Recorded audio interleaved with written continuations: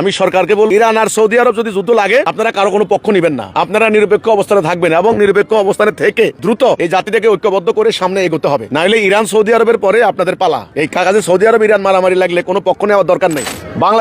বাংলাদেশের কারো পক্ষ নেওয়াই উচিত বলে আমি মনে করি না।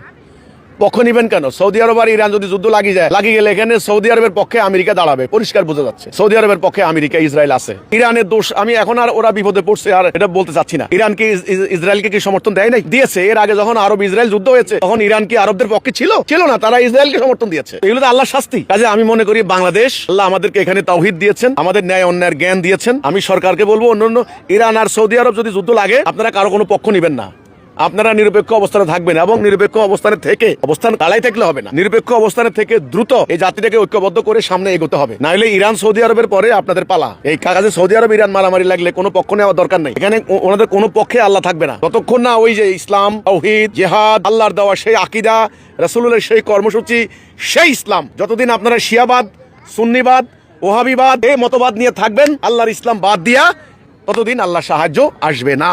এটা আমার সাফ কথা।